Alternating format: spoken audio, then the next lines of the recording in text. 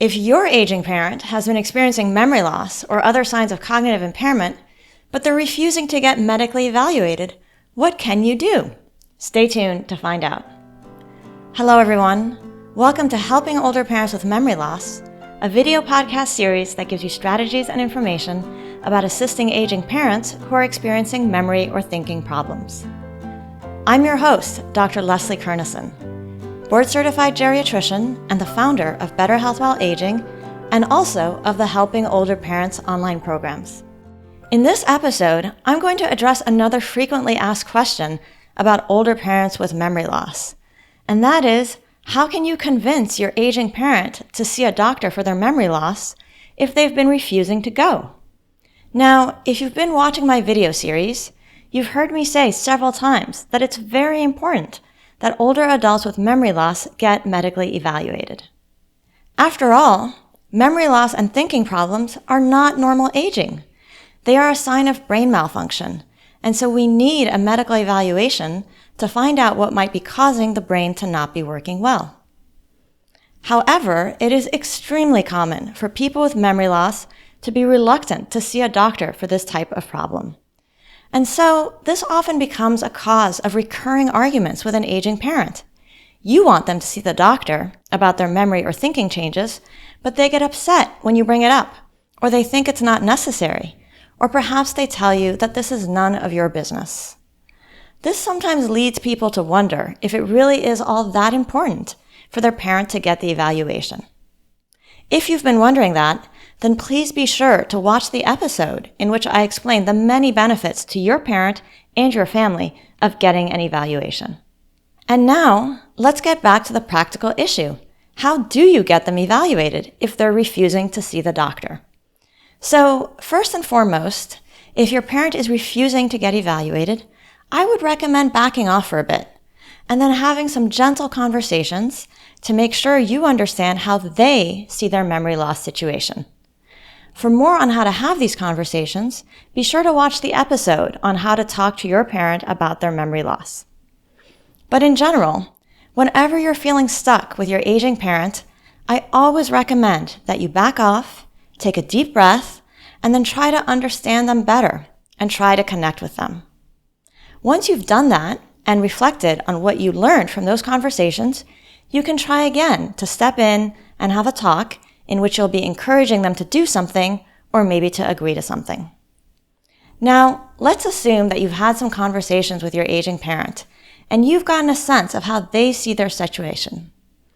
As I mentioned in an earlier episode, often the reluctance to see a doctor about memory loss is related to things like these: feeling embarrassed by the problems they're experiencing, thinking it's normal to get memory loss with getting older, thinking that there's nothing that can be done for memory problems in aging, or being afraid that it might be Alzheimer's or another type of dementia, or feeling afraid that they might lose their independence or be told things like that they can't drive or that they'll need to move out of their home or that they'll have to start accepting help. Or, in many cases, the issue can be that they're lacking insight into their difficulties. They are unaware of them or they keep forgetting what has happened. Once you've put some time into trying to connect with your parent to understand how they see their memory loss situation, you should have a better sense of which of those factors is behind your parent's reluctance to see a doctor. And then, to encourage your parent to get medically evaluated, once it's time to step in and see if you can help them with that, you'll want to use approaches that are mindful of what you've learned about your parent. So for instance, if it turns out that your parent is afraid that the doctor's visit might result in them losing independence, you might want to frame seeing the doctor as something that's likely to help them maintain their independence. Let me now take you through 5 specific tactics that you can consider when encouraging your parent to get medically evaluated for their memory loss. So number 1, frame the evaluation as a way for your parent to achieve their goals. So for instance, if your parent values being able to live in their home for as long as possible, as many people do, you can say something like, "I know it's important to you to stay in good shape so you can keep living here for as long as possible. So let's check with the doctor to make sure we're doing everything we can to keep your mind and body working well." Let me share now tactic number 2. That would be avoid framing it as a dementia or Alzheimer's evaluation. These terms are often intensely alarming to people. Instead, consider framing things more reassuringly.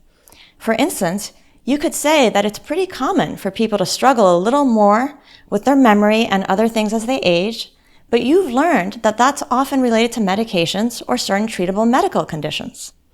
Remind your parent that getting this addressed early will help them be able to continue to live at home or will enable them to continue doing something that is important to them. Number 3 is see if they'll do it as a favor to you. Most people don't like being the person who needs help, but older adults are often willing to do something to help others. So sometimes it works to ask them to do it for you. Be sure to shower them with appreciation and gratitude. Number 4 is enlist your parent's doctor as an ally. This can be a good option if your parent has a well-established relationship with a doctor they respect. If the doctor is willing to recommend that your parent come in, that can carry a lot of weight with some older adults. And now for number 5, that would be enlist another trusted person or authority figure to be an ally. Aging adults are often more willing to consider recommendations from someone other than their adult children. So, this could be another family member, a trusted friend, a religious leader such as a pastor, minister, priest, or rabbi, or it could perhaps be a professional such as an attorney or a financial advisor. Just ask yourself, whose opinion does my parent particularly trust or value? And then see if that person would be willing to gently encourage the medical evaluation. So those are 5 tactics that you can consider. In general, when it comes to encouraging a reluctant older person to get evaluated for memory loss, I think about things like, how can we avoid triggering their fears?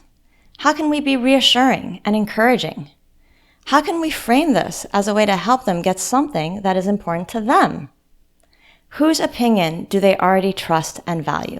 So keep those ideas in mind as you encourage your parent to get an evaluation. Now, bear in mind that if your aging parent has memory loss and has been reluctant to see a doctor, it's probably going to take several conversations and efforts at encouragement before you see progress. And remember, always avoid arguing and too many explanations. So, if you don't succeed at first, don't give up. Just give it a little more time and then try again, perhaps using a different tactic. However, in some cases, even when you are using good communication techniques and persisting, some aging parents will still adamantly refuse to get evaluated. If this is the case, you may need to consider whether their memory or thinking problems have advanced to the point at which they are losing their decision-making capacity.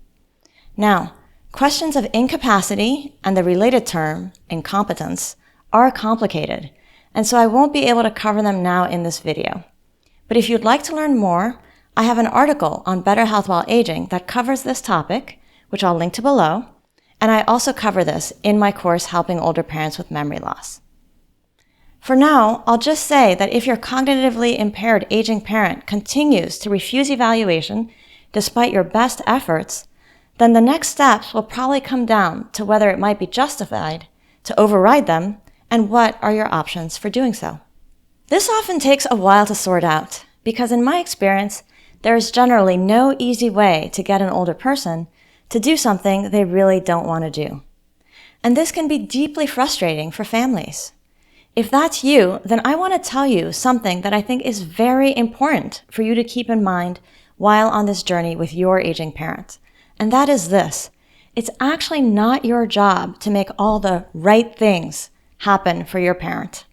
Yes, it would be better for them to get evaluated. And yes, I'm here to encourage you to try to make it happen and to give you some tools that will improve your chances. But in the end, what happens with your parent will often be out of your control. So if you're feeling frustrated, remember to focus on what you can control. And that is how you show up for your parent, how you talk to them, and how you try to help, whether or not it works out the way you hope it will. Your job right now is to care, to show up and accompany your aging parent during this challenging phase of their life, and to learn how to be a better helper. And you're doing that by watching these videos and otherwise learning more about how to help aging parents with memory loss. So, thank you so much for being here today and watching. We geriatricians couldn't do what we do without you. So take care, good luck with your next steps, and I hope to see you again soon in an upcoming video.